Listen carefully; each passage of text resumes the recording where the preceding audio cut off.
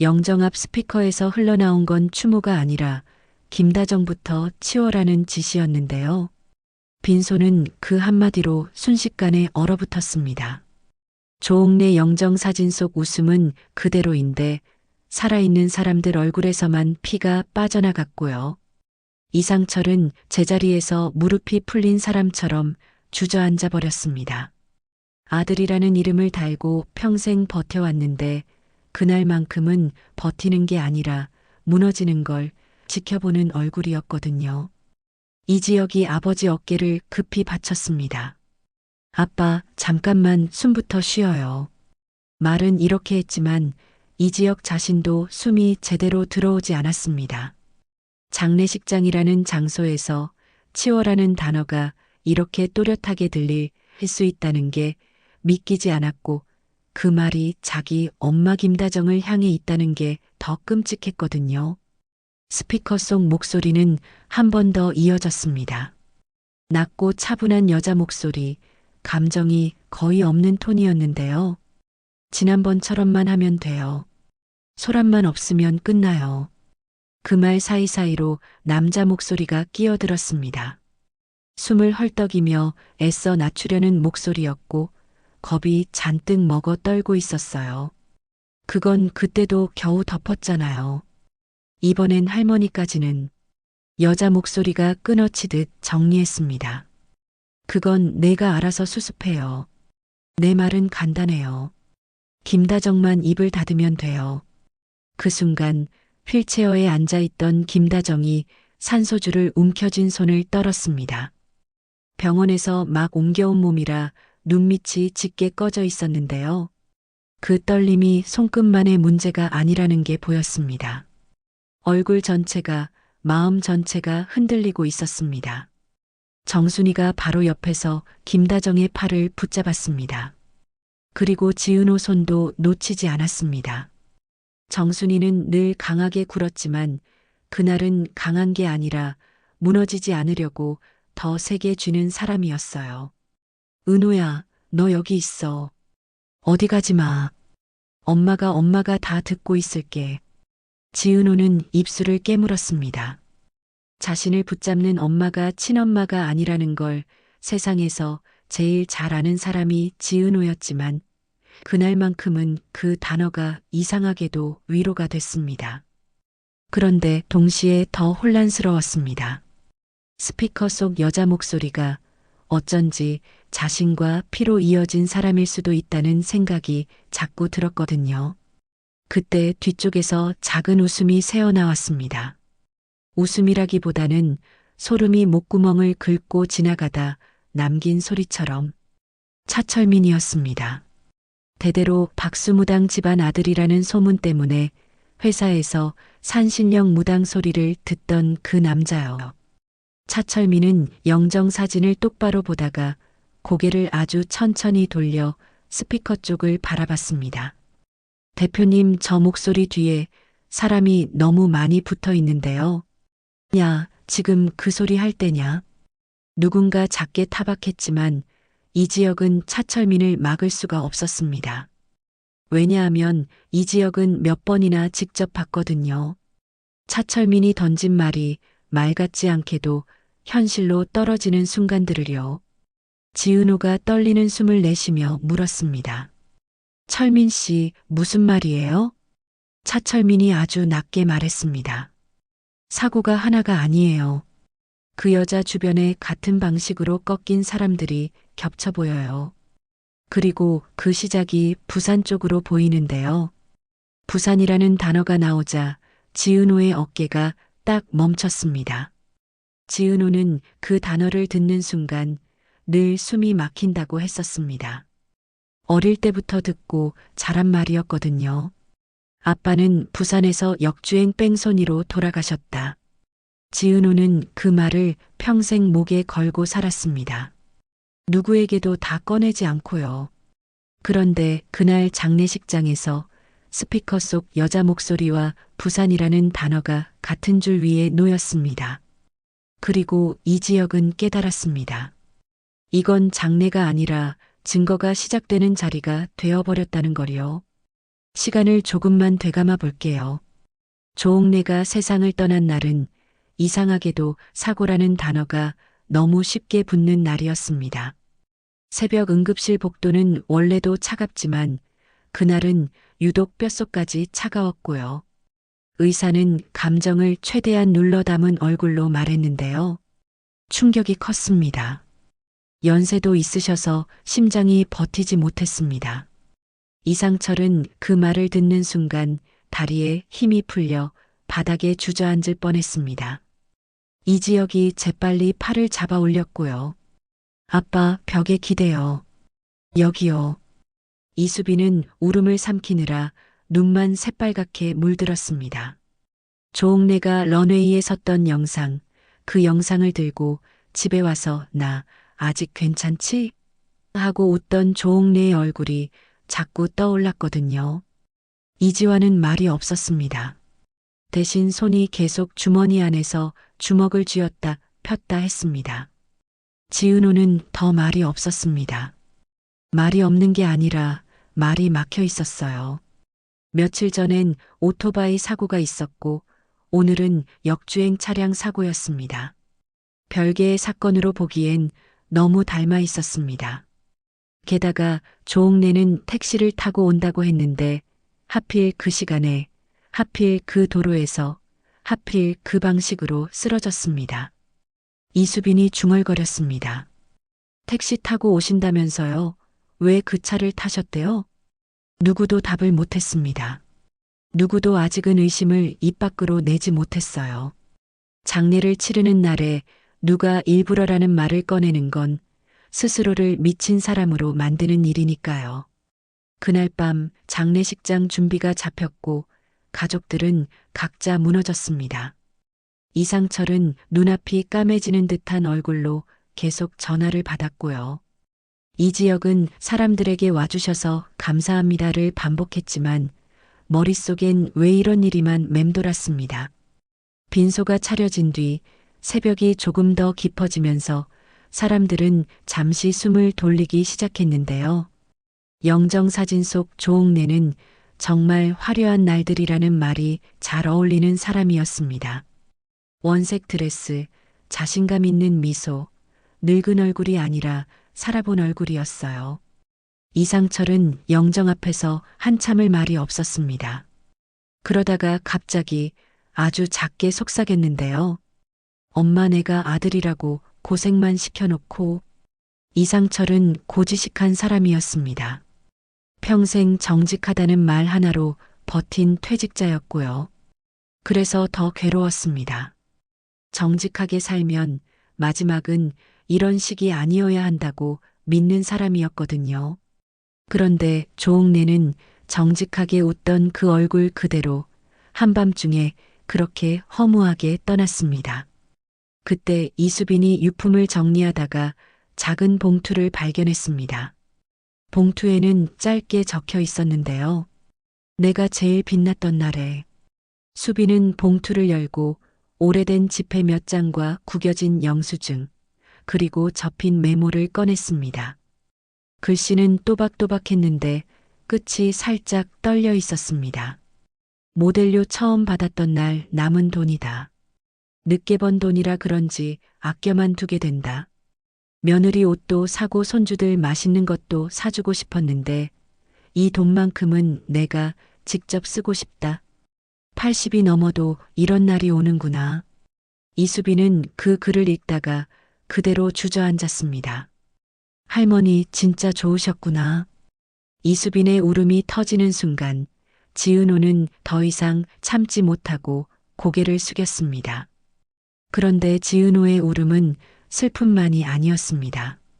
분노가 섞여 있었어요. 이렇게 좋아하셨던 나를 누가 빼앗았다면. 지은호 머릿속에 그 생각이 처음으로 또렷하게 떠올랐습니다. 그런데 지은호는 바로 그 생각을 스스로 눌러버렸습니다. 근거가 없었으니까요. 근거 없이 분노하면 결국 자기만 부서진다는 걸 지은호는 잘 아는 사람이었습니다. 카페 매니저로 버텨온 시간들, 인테리어 일을 하며 사람 사이를 조심조심 건너온 시간들이 지은호를 그렇게 만들었거든요. 같은 시각, 전혀 다른 공간에서는 끝났어라는 말이 다른 의미로 쓰이고 있었습니다. 병실, 한우진의 간 이식 수술은 예상보다 순조롭게 마무리돼 있었습니다. 고성이는 우진의 손을 잡고 울면서도 웃었습니다. 아들, 이제 다 끝났어. 진짜 다 끝났어. 하지만 한우진은 고성이의 손을 살짝 빼며 천장을 봤습니다. 눈빛이 차갑게 식어 있었어요. 뭐가 끝나요? 엄마가 만든 판은 이제부터 시작이죠. 고성이의 미소가 잠깐 흔들렸습니다. 그래도 금방 다시 부드러운 얼굴로 돌아왔는데요. 지은호 얘기지? 엄마도 마음이 편한 건 아니야. 그래도 널 살리려고 한 거잖니. 한우진이 짧게 웃었습니다. 살리는 게 목적이면 왜 항상 남이 죽어요? 그 말이 병실 공기를 확 차갑게 만들었습니다. 고성이는 그 냉기를 견디지 못해 말을 바꿨습니다. 몸조리나 해. 나머지는 엄마가 처리할게. 처리. 그 단어는 고성이 인생에서 너무 익숙한 단어였습니다. 돈으로 막고, 말로 덮고, 사람을 움직이고, 끝까지 가서 정리하는 것. 고성이는 병실 문을 닫고 복도로 나오자마자 휴대폰을 확인했습니다. 수신 차단 표시가 떠 있는 이름이 눈에 들어왔습니다. 송민재. 고성이는 입술을 다물고 통화 기록을 지웠습니다. 그리고 거울에 비친 얼굴을 한번 고쳐 잡았습니다. 오늘은 선행 이사장 얼굴로 장례식장에 가야 했거든요. 그리고 그 얼굴을 만들기 위해선 눈물 한 방울쯤은 언제든 꺼낼 준비가 되어 있어야 했고요. 다음 날 조문객들이 밀려들었습니다. 박성재 부사장이 가장 먼저 들어왔습니다. 박성재는 박진석의 아들이고 회사에서는 늘 유능하고 여유로운 사람처럼 보였습니다. 금수저라는 말도 그에게는 그냥 현실이었고요. 그런데 그날 빈소에서 박성재는 유난히 말이 없었습니다. 박성재는 이 지역의 절친입니다. 그리고 지은호를 짝사랑합니다. 그래서 박성재의 눈은 늘 두 사람 사이 어딘가를 조용히 바라보곤 했는데요. 그날은 그 조용함이 달랐습니다. 감정을 숨기는 조용함이 아니라 감정이 너무 커서 밖으로 못 나오는 조용함이었습니다. 박성재가 영정 앞에 절을 올리고 나서 아주 작은 목소리로 말했습니다. 할머님 죄송합니다. 그리고 덧붙였습니다. 이 일 그냥 넘어가면 안 되는 거죠. 이 지역이 박성재를 보며 속으로 놀랐습니다. 박성재는 원래 이런 말을 쉽게 하지 않는 사람이었거든요. 그저 잘 처리해 같은 말로 상황을 관리하는 쪽에 가까운 사람이었습니다. 그런데 박성재가 그냥 넘어가면 안 된다고 했습니다. 그 말이 의미하는 게 무엇인지 이 지역은 바로 묻지 못했습니다. 왜냐하면 박성재의 아버지 박진석이 고성희의 남편이기 때문입니다. 이 판은 회사와 가족이 한꺼번에 얽혀 있고 누구 하나만 선하게 굴 수 없는 구조였어요. 그때 차철민이 다시 나타났습니다. 차철민은 영정 앞에서 절을 하다가 고개를 들고 갑자기 몸이 굳었습니다. 대표님 이 사고 한 번이 아니에요. 주변에서 또 시작이라며 웃어넘기려 했지만 이 지역은 차철민을 끌고 빈소 밖으로 나왔습니다. 철민아, 너 지금 장난 아니지. 너 뭐 봤어? 차철민은 이 지역 얼굴을 잠깐 보더니 고개를 천천히 끄덕였습니다. 대표님 할머니 뒤에 같은 방식으로 죽은 사람이 겹쳐 보여요. 그리고 그쪽 끝에 부산이 걸려 있어요. 이 지역은 속이 철렁 내려앉았습니다. 부산이라는 단어가 나오자마자 지은호가 굳어버렸기 때문입니다. 지은호는 듣고 있었습니다. 입술이 하얗게 질려 있었어요. 지은호가 물었습니다. 부산이요? 그럼 우리 아빠랑 관련 있다는 뜻이에요? 차철민은 확신처럼 말하지 않았습니다. 대신 더 무섭게 말했습니다. 확신은 아닌데요. 이상하게 겹쳐요. 겹친다는 건 누군가 일부러 같은 방식으로 만들었다는 뜻일 수도 있잖아요.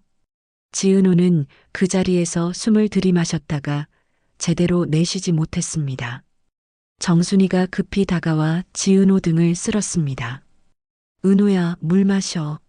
숨 쉬어. 이상철은 그 광경을 보며 갑자기 어떤 표정을 지었습니다. 부모가 자식 얼굴에서 공포를 보는 표정이었는데요. 이상철은 그때 처음으로 속으로 인정했습니다. 이건 사고가 아닐 수도 있겠다. 그날 밤 결정적인 일이 하나 더 생겼습니다. 지강호가 빈소에 들어왔는데요. 지강호는 지은호의 동생입니다. 평소엔 게으르고 자격지심이 많아서 누나와 자주 부딪히는 사람이었고요. 그런데 그날 지강호는 이상할 정도로 말이 없었습니다. 눈을 마주치지도 않았고 누구에게도 누나라고 부르지도 않았습니다. 지은호가 지강호를 붙잡고 물었습니다. 강호야, 너 왜 이렇게 늦었어? 연락도 안 받고. 지강호는 한참을 망설이다가 작은 목소리로 말했습니다. 누나, 나 오늘 회사 근처에서 어떤 아줌마 봤어. 아줌마? 검은 코트. 근데 눈이 진짜 무서웠어. 나를 알아보는 것 같았어. 그 말에 지은호의 심장이 이상하게 뛰었습니다. 지강호가 겁먹는 건 흔했지만 저렇게 확신 있는 공포는 처음 봤거든요. 지강호는 끝내 이렇게 말했습니다. 나 며칠 전에 전화 왔었어. 누나 얘기하면서 조용히 살라고.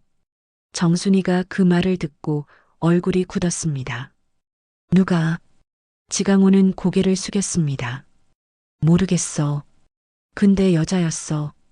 목소리가 오늘 장례식장 들어온 그 사람, 그 느낌이랑 비슷했어. 지은호는 다리가 살짝 풀리는 기분이 들었습니다. 오늘 장례식장에 들어온 여자는 고성이었고 고성이는 지은호의 친엄마일 수도 있는 사람이었으니까요. 이 지역은 더 이상 미룰 수 없었습니다. 강 형사에게 연락했습니다. 형사님, 저희 잠원 의료기 CCTV부터 봐야 할 것 같아요. 다음 날 아침 이 지역과 강 형사는 잠원 의료기로 갔습니다. 사장실에서 CCTV를 확인하는 동안 김다정의 모습이 화면에 나왔습니다. 김다정은 늘 그랬듯 성실하게 움직이고 있었고요. 어느 순간 복도 끝에 낯선 남자가 잡혔습니다. 모자를 눌러 쓴 채 서성이는 남자. 이 지역이 숨을 삼켰습니다. 저 사람. 출입 기록을 확대하자 이름이 떴습니다. 송민재. 송민재는 복도에서 김다정을 마주치는 순간 얼굴이 굳었습니다. 김다정도 낯익다는 표정을 스쳤고요. 그리고 송민재는 급히 돌아서 빠져나갔습니다. 주차장 화면으로 넘어가자 송민재가 전화를 받는 모습이 나왔습니다. 얼굴은 흐릿했지만 입모양이 선명했습니다. 이 지역은 입술을 움직이며 읽어냈습니다. 여기서 그 사람 봤어요. 예전 그때처럼. 강 형사의 눈빛이 달라졌습니다. 예전 그때처럼 이건 반복 범죄일 가능성이 높습니다. 이 지역은 그 자리에서 더 말을 꺼냈습니다. 차철민 이야기, 부산 이야기, 지은호 이야기까지요. 강 형사는 한숨을 쉬면서도 메모장을 펴들었습니다. 무당 이야기를 증거로 쓰진 못하죠. 그런데 반복 패턴은 수사로 잡을 수 있습니다. 그렇게 해서 송민재를 다시 불러 조사하기로 했습니다. 병원 조사실에서 송민재는 처음엔 입을 닫았습니다. 말기암 환자답게 얼굴이 수척했고 손등 혈관이 튀어나와 있었습니다. 그런데 눈은 이상하게 또렷했어요. 강 형사가 차분히 말했습니다. 잠원 의료기 CCTV 봤습니다. 김다정 씨를 보자마자 표정이 변하더군요. 왜 찾아갔습니까? 송민재는 한참 침묵하다가 결국 입을 열었습니다. 그분이 마지막으로 부탁했어요. 그분, 고성애 씨요. 그 이름이 나오자 이지혁은 목 안쪽이 뜨거워졌습니다. 스피커 속 차분한 여자 목소리가 머릿속에서 다시 살아났거든요. 송민재는 말했습니다. 이번에만 정리되면 우리 딸 지수 평생 책임져 준다고 했어요. 그래서 강 형사가 물었습니다. 이번에만이라면 이전에도 있었다는 말이겠군요. 송민재는 고개를 숙인 채 떨리는 목소리로 말했다. 부산이었어요. 비 오는 밤. 그때도 역주행이었고 그때도 운전석 옆에 그분이 탔어요. 이지혁은 말이 막혔습니다. 부산, 역주행, 운전석 옆에 여자. 지은호가 평생 들고 살아온 아버지의 죽음이 갑자기 현재와 연결돼 버렸습니다. 강 형사는 송민재를 압박했습니다. 공소시효 얘기를 하려는 게 아닙니다. 사람이 죽었습니다. 그리고 이번 사건은 진행 중입니다. 송민재는 끝내 이렇게 덧붙였습니다. 그때 죽은 남자가 아이 둘을 남겼다는 얘기를 들었어요. 쌍둥이였대요. 이지혁은 그 말을 듣는 순간 눈앞이 잠깐 흐려졌습니다. 지은호, 한우진. 둘은 서로를 모르고 살아왔는데 쌍둥이라는 단어가 둘 사이를 억지로 연결해 버렸습니다. 하지만 이지혁은 바로 결론을 내리지 않았습니다. 성급한 결론은 또 다른 누군가를 다치게 하니까요. 대신 이지혁은 지은호에게 선택권을 주기로 마음먹었습니다. 이 얘기를 들을지 말지, 앞으로 무엇을 할지 말지요. 그날 저녁 이지혁은 지은호를 따로 불렀습니다. 카페 문 닫는 시간 직후 지은호가 정리하던 손을 멈추고 이지혁을 바라봤습니다. 지은호의 얼굴은 지친 얼굴인데도 눈빛은 단단했습니다. 지은호는 원래 그런 사람이거든요. 해맑고 긍정적이지만 책임감이 강해서 결국 자기 몫을 끝까지 끌어안고 마는 사람입니다. 이지혁이 말을 꺼냈습니다. 지은호, 내가 듣기 싫으면 안 들어도 돼. 지은호가 바로 대답했습니다. 선배, 그런 말부터 하면 이미 듣는 거잖아요. 이지혁은 고개를 끄덕였습니다. 그래, 미안하다. 근데 내가 알아야 할 것 같아. 내 아빠 부산 사고, 이번 조옥래 할머니 사고, 우리 엄마 김다정 사고, 이게 하나로 묶일 가능성이 있어. 지은호의 손끝이 떨렸습니다. 그래도 지은호는 도망가지 않았습니다. 누가 묶었다는 거예요? 이지혁이 숨을 고르고 말했습니다. 고성이. 그 이름을 들은 순간 지은호의 표정이 아주 잠깐 무너졌습니다. 지은호에게 고성이는 친엄마일 수도 있는 사람입니다. 동시에 남의 인생을 건드리는 권력자로 보이는 사람입니다. 지은호의 마음속에서 두 이미지가 겹쳐지면서 지은호는 자기 안쪽이 갈라지는 느낌을 받았을 겁니다.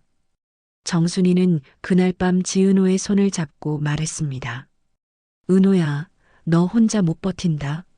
너는 원래 혼자 버티는 애라서 더 위험해.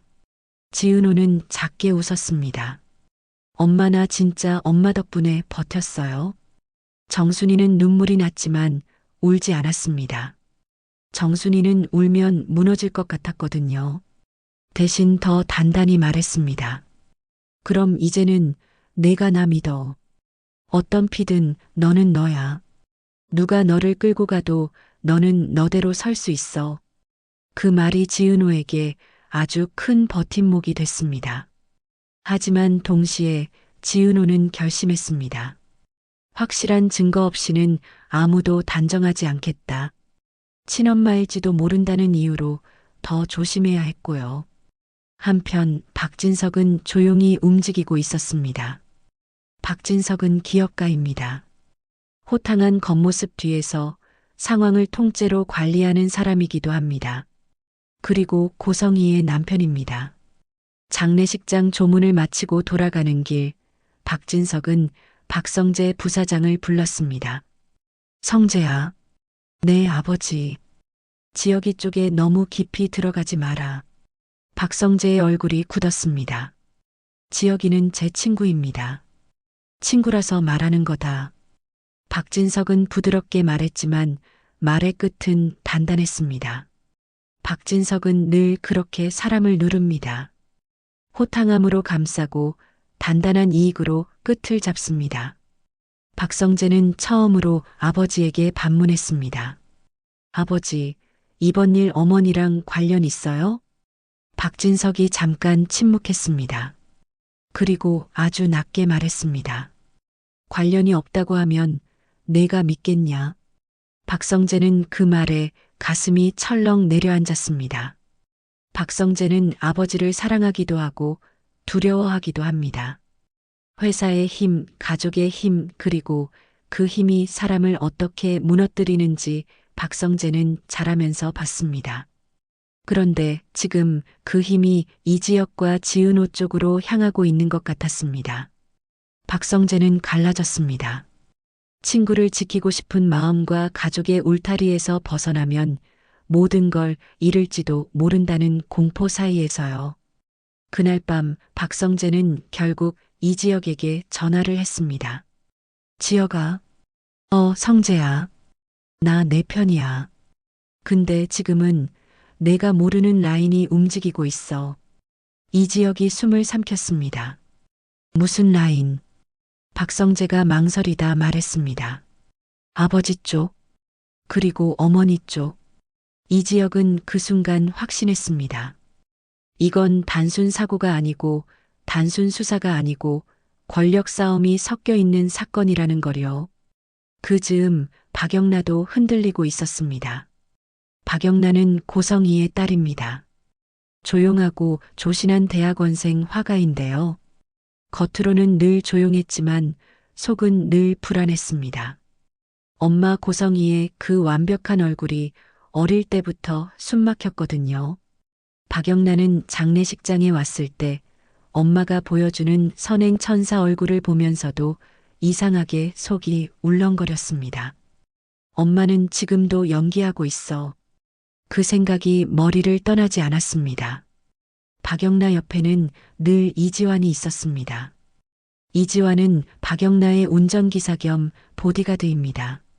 상처받은 연애 경험 때문에 쉽게 마음을 열지 않는 사람이지만 박영나에게는 묘하게 한 걸음 더 가까운 사람이었어요. 그날도 이지환은 말없이 박영나 뒤를 지켰습니다. 박영나가 조문객들 사이에서 엄마 고성희를 바라보는 눈빛이 점점 흔들리는 걸 이지환은 놓치지 않았습니다. 이지환이 조용히 물었습니다. 괜찮으세요? 박영나가 아주 작게 대답했습니다. 괜찮지 않아요. 그 말이 끝이었습니다. 박영나는 더 말하면 울 것 같았거든요. 그런데 그날 밤 박영나는 결국 이지환에게 말해버렸습니다.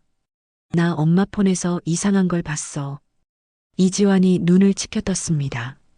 뭐려? 박영나가 한참을 망설이다가 말했습니다. 녹음 같은 거, 그리고 돈명단, 가온재단 장학팀이랑 연결된 사람들 이름이 있었어. 이지환은 그 순간 등골이 차가워졌습니다. 이지환은 사람을 지키는 일을 합니다. 그런데 지켜야 할 사람이 위험의 중심일 때 경우는 곧 공범이 되기도 하거든요. 이지환은 속으로 결심했습니다.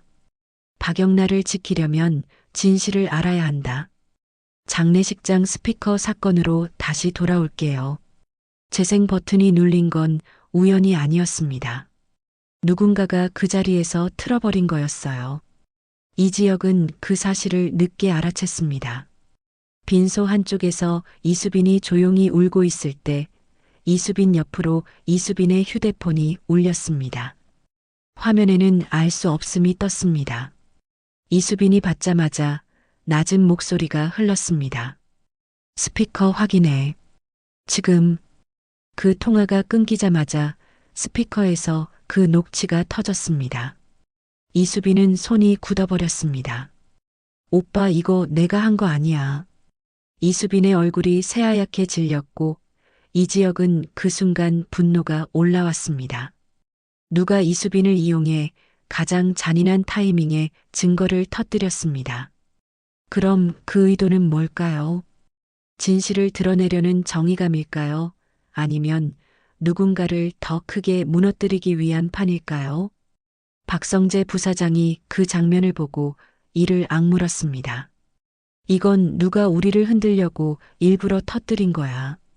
박성재는 회사 감각이 뛰어납니다. 사람과 판을 읽는 능력이 있어요. 그래서 박성재는 더 빨리 느꼈습니다. 이건 고성희를 잡기 위한 증거 공개가 아니라 동시에 이지혁 가족을 난장판으로 만들기 위한 폭로이기도 하다는 걸요.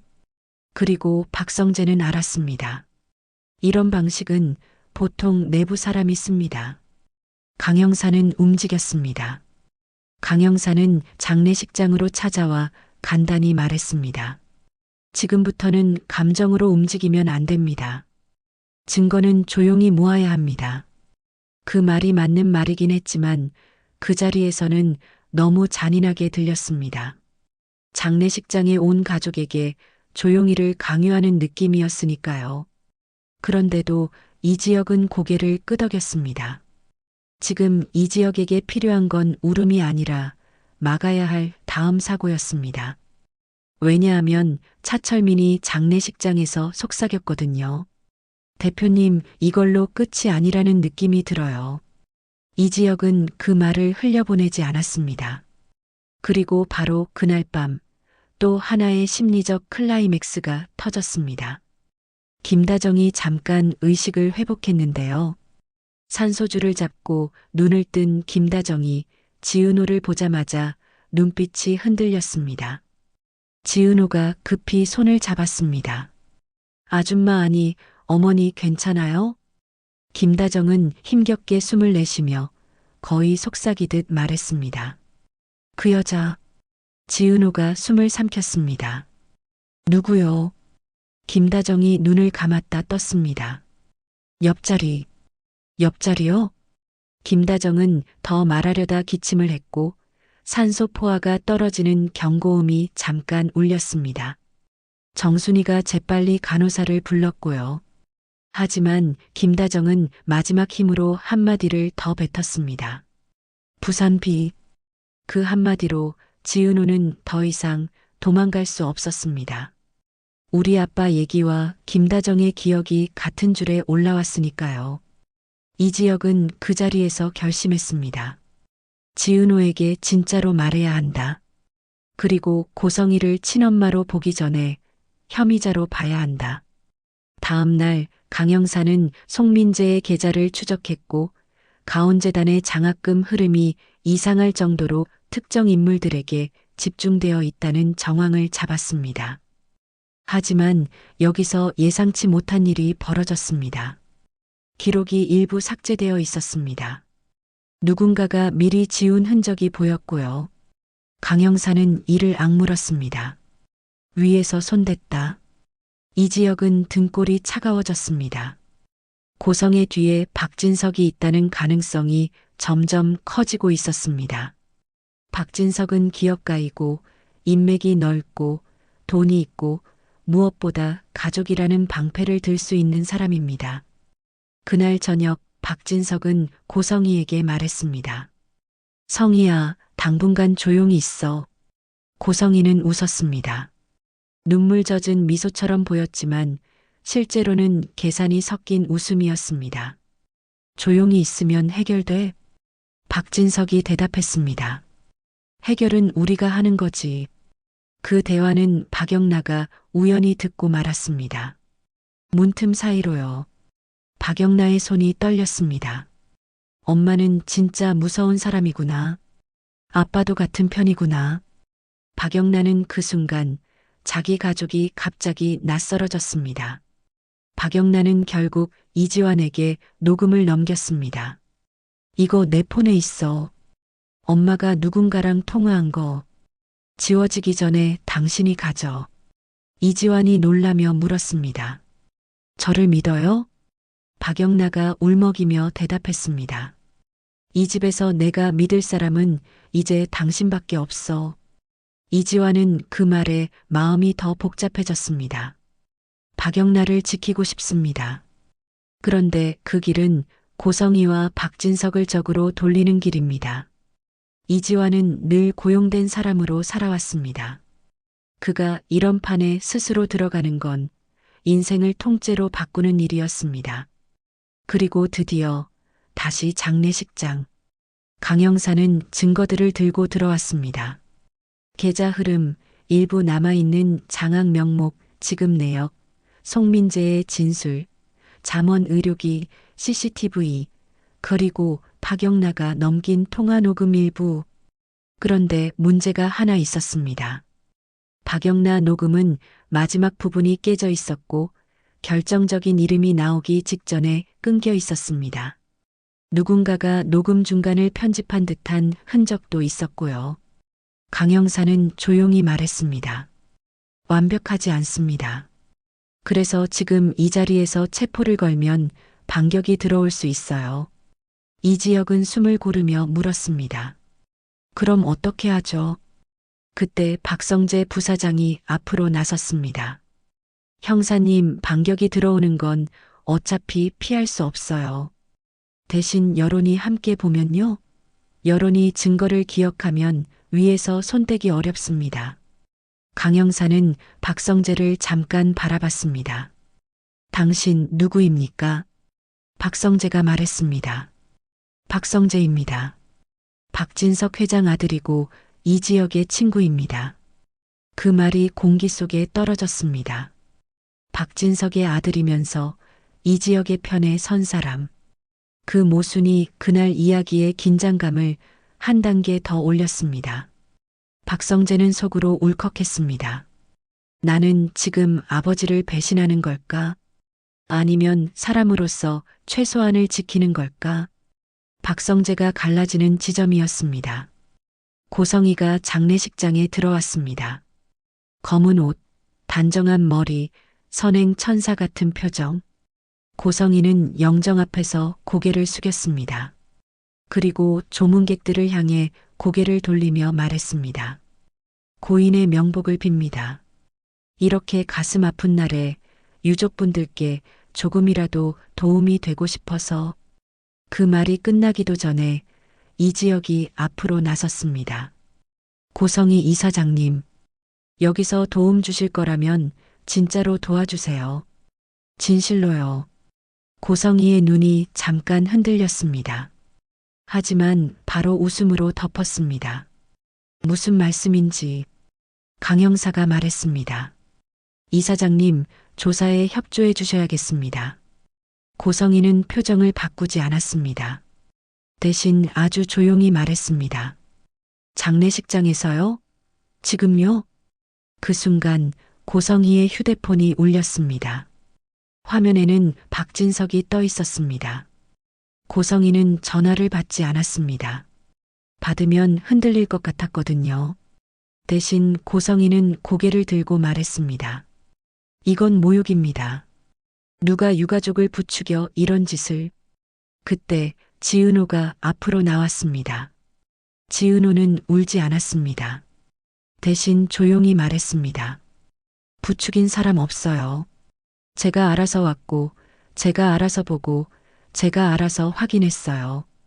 고성희가 지은호를 똑바로 봤습니다. 그 눈빛이 아주 짧은 순간 엄마의 눈빛처럼 보였습니다.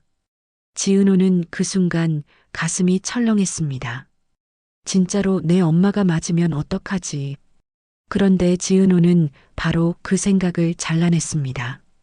지금은 딸이 아니라 피해자 가족입니다. 지은호가 말을 이었습니다. 제 아빠 부산에서 사고로 죽었다고 들었어요. 저는 평생 그게 그냥 불운인 줄 알았어요. 근데 오늘은 아니네요. 불운을 반복해서 만드는 사람이 있다는 뜻이니까. 고성희의 입꼬리가 미세하게 떨렸습니다. 그건 증거가 없잖아요. 그때 김다정이 휠체어를 탄 채 안으로 들어왔습니다. 지은호와 정순이가 함께 밀고 왔습니다. 김다정의 얼굴은 창백했지만 눈은 이상하게 또렷했습니다. 김다정이 고성희를 보며 말했습니다. 당신 얼굴 기억나요? 고성희가 말했습니다. 누구세요? 김다정이 숨을 고르며 대답했습니다. 비 오는 날 옆자리. 그 옆자리에서 웃던 얼굴. 고성희는 한순간 굳었습니다. 그리고 다시 말로 덮으려 했습니다. 환자분이시라 혼란스러우신 것 같은데. 그 순간 차철민이 아주 낮게 말했습니다. 혼란이 아니라 겹침이에요. 사람들이 차철민 쪽으로 고개를 돌리는 사이 강 형사는 서류를 펼쳤습니다. 송민재 진술, 계좌 일부, CCTV, 통화 기록, 그리고 추가 녹음. 강 형사가 USB를 꽂았습니다. 스피커에서 이번엔 장례식장 스피커가 아니라 증거로서의 음성이 흘러나왔습니다. 완전히 같은 문장은 아니었습니다. 하지만 의미는 더 선명했습니다. 이번엔 조용히 끝내야 해요. 김다정이 입을 열면 다 무너져요. 난 내 딸만 살면 돼요. 약속한 거 지켜요. 약속은 지키죠. 그러니까 말 듣고 움직여요. 고성희의 얼굴에서 웃음이 사라졌습니다. 그 얼굴은 더 이상 선행천사가 아니었습니다. 그냥 오래 참던 사람이 마침내 들킨 얼굴이었습니다. 그런데 바로 그때 누군가 빈소문을 열고 들어왔습니다. 박진석이었습니다. 박진석은 호탕한 미소를 지으려 했습니다. 하지만 미소가 예전처럼 자연스럽지 않았습니다. 여기서 뭐들 하는 겁니까? 박성재 부사장이 숨을 들이마셨습니다. 아버지. 박진석은 박성재를 보며 아주 짧게 눈빛을 바꿨습니다. 너도 저쪽이냐라는 눈빛이었고요. 박진석이 강 형사에게 말했습니다. 형사님, 절차가 있어야죠. 장례식장에서 이런 식으로. 강 형사가 단호하게 말했습니다. 회장님, 절차 지키고 있습니다. 협조하시면 됩니다. 박진석은 그 순간 고성희를 쳐다봤습니다. 고성희는 박진석을 보며 아주 작게 고개를 저었습니다. 지금은이라는 신호였습니다. 박진석은 그 신호를 읽었습니다. 그래서 박진석은 더 부드럽게, 더 호탕하게 말했습니다. 유가족분들 마음은 이해합니다. 저도 남편으로서. 그 말이 지은호를 폭발시켰습니다. 지은호가 울먹이는 목소리로 말했습니다. 이해요? 회장님이 뭘 이해해요? 우리 집은 아빠가 없어요. 우리 엄마 정순이는 평생 혼자 버텼고요. 저도 평생 참고 살아왔어요. 그런데 이제 와서 이해라는 말로 덮겠다고요?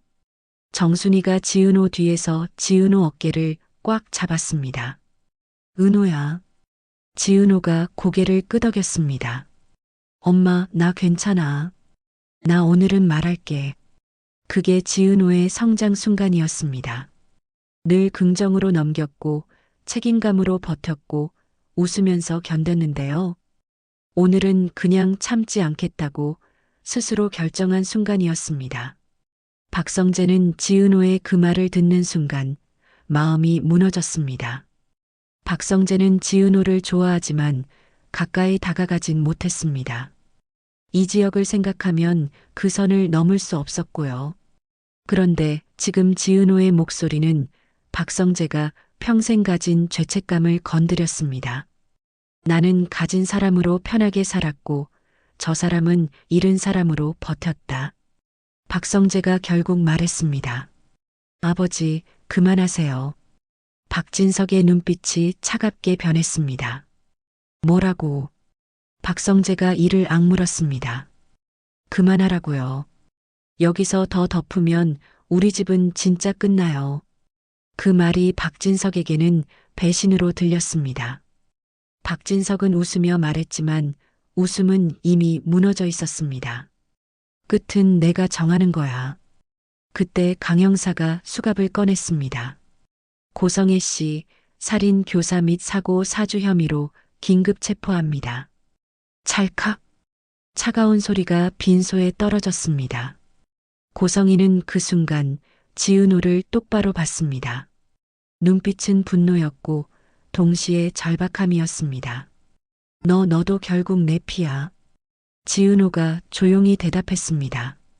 피가 뭐가 중요해요. 사람을 죽게 만든 선택이 중요하지. 고성이가 이를 갈았습니다. 사람 살려면 누군가는 밀어야 돼. 지은호가 숨을 고르고 말했습니다. 그럼 난 안 살래요. 그런 방식으로는. 고성이는 끌려나가면서도 박진석을 쳐다봤습니다. 박진석은 아주 미세하게 고개를 끄덕였습니다. 그 끄덕임은 괜찮아가 아니라 다음 판이었습니다. 여기서 끝나면 통쾌하겠지만요. 진짜 떡상형은 여기서 한 번 더 심장을 잡아당겨야 합니다. 고성이가 끌려간 뒤 모두가 숨을 돌리는 순간 강 형사의 휴대폰이 울렸습니다. 강 형사는 전화를 받고 얼굴이 굳었습니다. 뭐라고요? 이지혁이 물었습니다. 형사님, 무슨 일인데요? 강 형사가 낮게 말했습니다. 송민재가 사라졌습니다. 사라졌다고요? 병원에서 연락이 왔습니다. 조사 끝나고 병실로 복귀했는데 보호자도 없이 흔적도 없이. 그 말이 빈소의 공기를 다시 얼려버렸습니다. 송민재가 사라지면 무엇이 사라지냐고요. 결정적인 진술의 연결고리가 사라집니다. 그리고 그가 남긴 통장 흐름의 설명이 사라집니다. 박진석은 그 소식을 듣고도 표정이 크게 변하지 않았습니다. 오히려 너무 침착했습니다. 박성재는 그 모습을 보며 깨달았습니다. 아버지는 이미 알고 있었다. 박성재는 이지혁을 따로 불렀습니다. 지혁아, 지금부터는 너 혼자 움직이면 안 돼. 이지혁이 물었습니다. 왜? 박성재가 대답했습니다. 이건 수사만의 싸움이 아니라 회사 싸움이야. 아버지 라인이 움직이기 시작하면 너희 가족부터 흔들어. 이지혁은 고개를 끄덕였지만 속은 더 복잡해졌습니다. 왜냐하면 이지혁에게 회사는 단순한 직장이 아니라 가족을 지키기 위한 현실이기 때문입니다. 이지혁은 유능하지만 비혼주의자라며 감정을 정리해 온 사람이었어요. 그런데 지금은 감정을 정리할 수가 없습니다.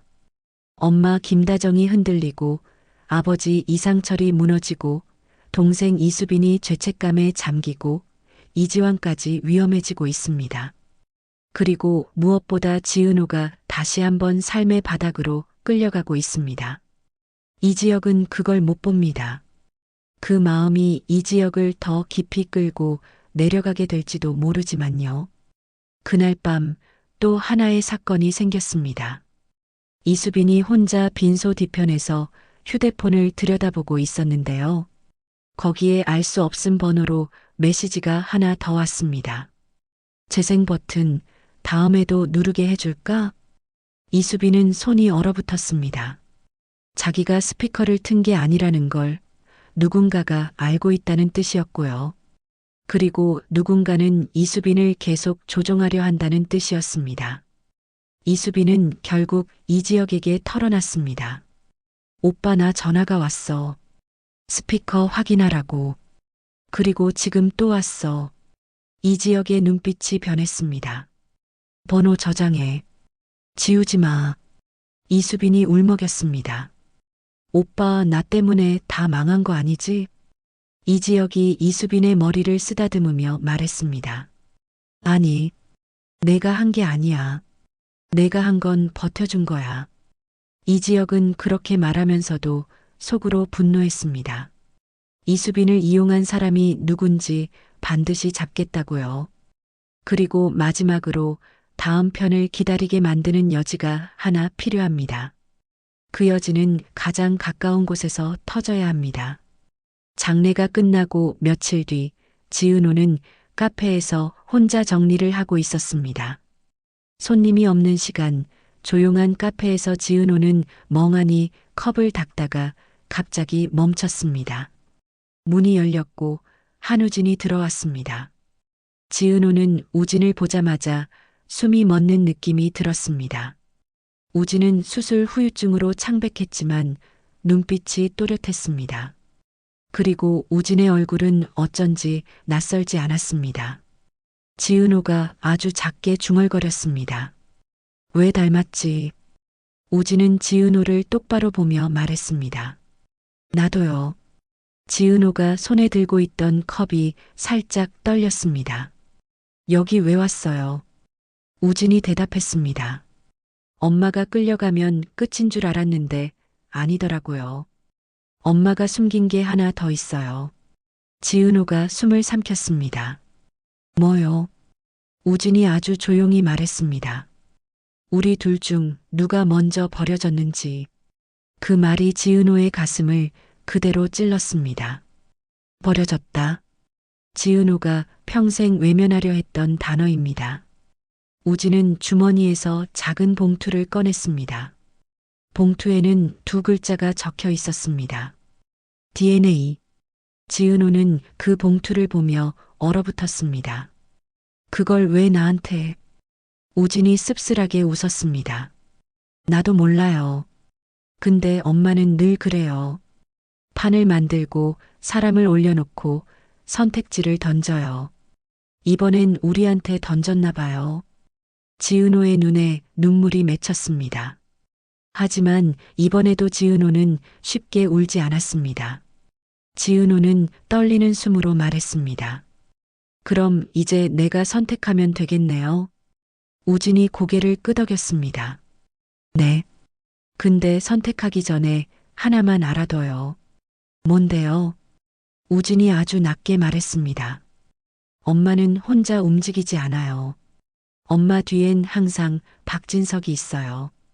그 순간 지은호의 휴대폰이 울렸습니다. 발신자 박성재 부사장. 지은호가 떨리는 손으로 받았습니다. 박성재의 목소리가 급했습니다. 지은호 씨, 지금 당장 조심하세요. 고성이가 오늘 풀려날 수 있어요. 지은호의 얼굴이 새하얗게 질렸습니다. 풀려나요? 박성재가 이를 악물고 말했습니다. 증거가 일부 빠졌어요. 그리고 위에서 움직이고 있어요. 이 판은 아직 안 끝났습니다. 지은호는 전화를 끊고 우진이 내민 DNA 봉투를 다시 봤습니다. 이제 지은호는 알았습니다. 고성의 체포는 끝이 아니라 시작일 수 있다는 걸요. 그리고 이지혁도 같은 시간 다른 곳에서 통화를 받고 있었습니다. 강 형사가 말했습니다. 이지혁 씨, 큰일입니다. USB 원본이 바뀌었습니다. 이지혁이 숨을 삼켰습니다. 바뀌었다고요? 강 형사가 대답했습니다. 누군가가 우리 손에서 증거를 갈아치웠습니다. 내부자가 아니면 불가능합니다. 이지혁은 그 순간 떠올렸습니다. 장례식장 스피커를 틀게 만든 그 알 수 없은 번호. 이수빈에게 메시지를 보낸 그 사람. 증거를 갈아치운 내부자. 이지혁은 이를 악물었습니다. 형사님, 그럼 이제 진짜 판이네요. 그리고 그 판의 중심에는 여전히 이름이 남아 있었습니다. 고성이, 박진석, 그리고 아직 끝나지 않은 출생의 비밀. 오늘 이야기가 여기서 끝나면 마음이 편하진 않을 겁니다. 왜냐하면 이제부터는 누가 나쁜 사람인가가 아니라 누가 누구 편인가가 더 중요해지거든요. 이지혁은 가족을 지키려 하고 지은호는 자기 삶을 지키려 하고 박성재는 친구와 가족 사이에서 찢어지고 박영란은 엄마의 그림자에서 도망치려 하고 이지환은 지키려다 공범이 될까 두려워하고 이수빈은 이용당한 죄책감에 눌리고 이상철은 무너진 집을 다시 세우려 하고 정순이는 딸을 품으로 끝까지 지키려 합니다. 그리고 그 모든 것 위에 조옥래가 남긴 한 문장이 조용히 남아 있습니다. 내가 제일 빛났던 날, 그 빛을 누가 훔쳤는지, 누가 재생 버튼을 눌렀는지, 누가 증거를 바꿨는지, 이제 진짜로 다음 이야기가 시작됩니다.